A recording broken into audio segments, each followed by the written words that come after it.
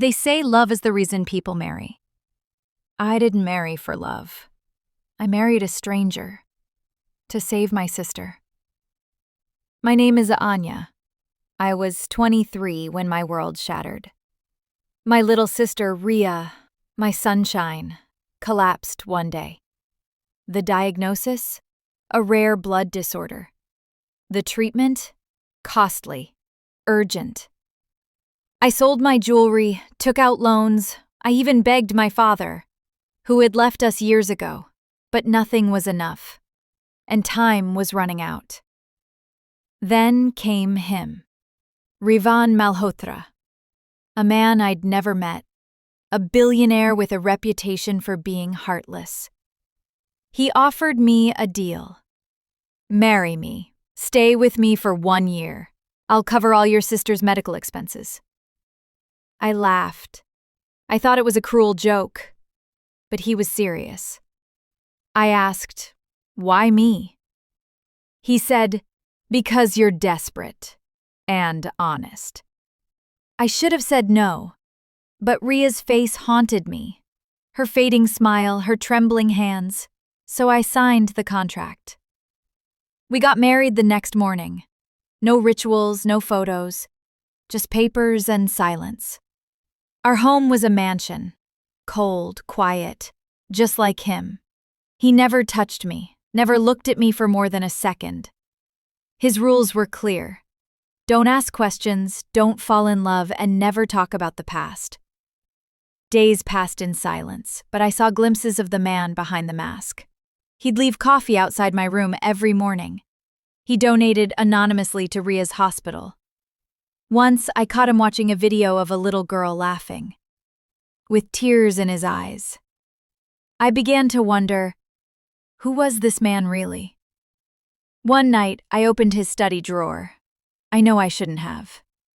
Inside, I found a photo. A girl, maybe 10 years old. She looked like Rhea. There was a name on the back. Rivan Malhotra, his sister. I did some digging. She died 6 years ago. Same disease, same hospital. Suddenly, everything made sense. Rivan didn't marry me to save Rhea. He married me to save her, the sister he couldn't protect. I asked him about it. He didn't deny it. He said quietly, "I failed her. Maybe saving your sister will let me breathe again." I wanted to scream, to cry, but instead I whispered, he didn't have to ruin 2 lives to fix one. Over the months, things changed. He smiled sometimes. He cooked once when I had a fever. We watched a movie together, laughed. I began to forget the contract. I began to fall in love. And I thought, maybe he was falling too. But I was wrong. The year ended, he packed his bags, left my key on the table. He didn't say goodbye, just one sentence, "You're free now." Rhea recovered fully. She never knew the truth. She thought I married for love. Maybe I did, eventually. But he never looked back. 1 year later. I walked into an old bookstore and I saw him, Rivan, standing there, holding the same book I had in my hands. He froze. I froze. No words, just silence.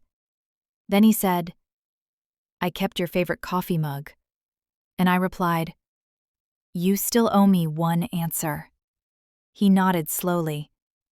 "I did fall in love with you. I was just too broken to say it." And maybe that's how real love starts. Not with roses or fireworks, but with a contract, a sacrifice, and a second chance.